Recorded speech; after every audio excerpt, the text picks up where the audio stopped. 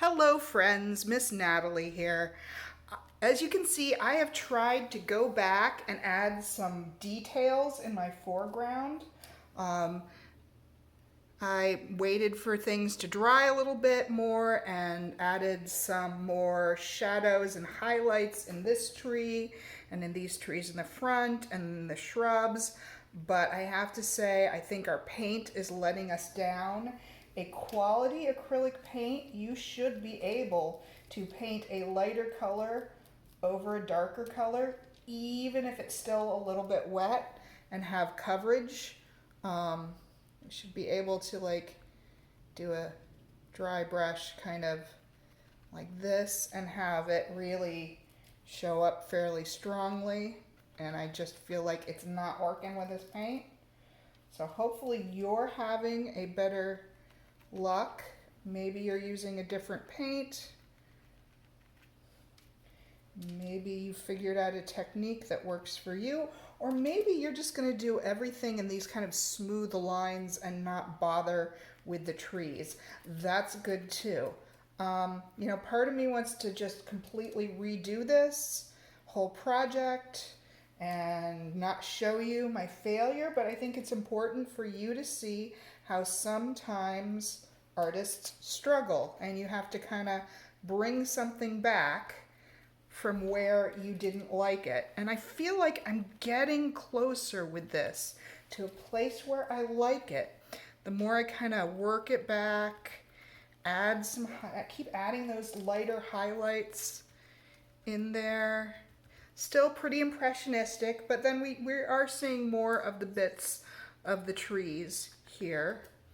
Could even come back with a few more shadows.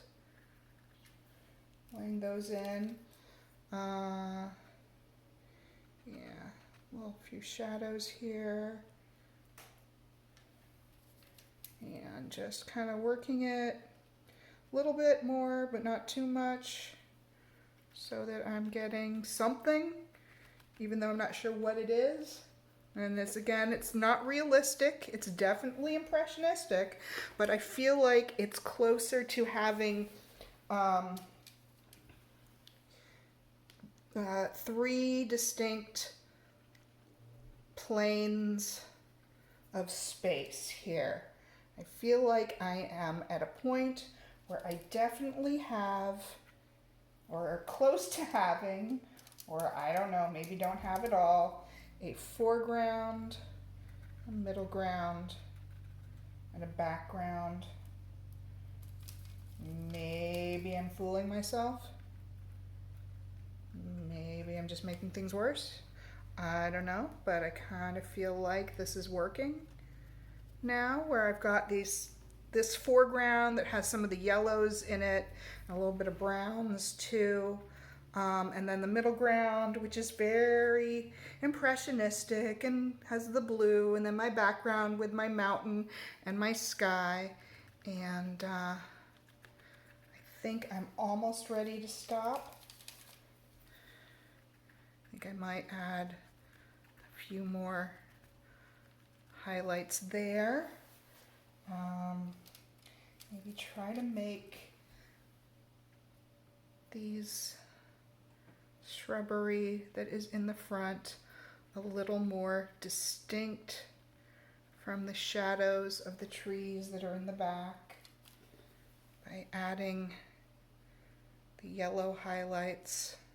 And I know I'm not consistent at all with where the light is coming from. At this point, I really just want to think about the light is coming from above, and so I am just trying to get in some highlights from above and shadows that are kind of below. Highlights from above, shadows below.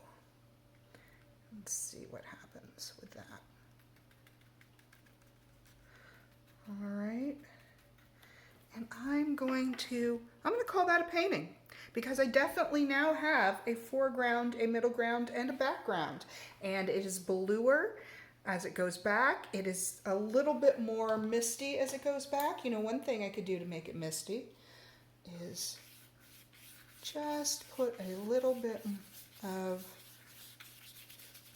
that on it. A little bit of mist on there, maybe a little mist on my mountains. A little purple. There we go. Make it a little bit more, a little less, a little more fuzzy. There we go. Who knew you could add a little fuzz to the background? Okay, so that's how I did it. Hopefully you can do it too. And go make art.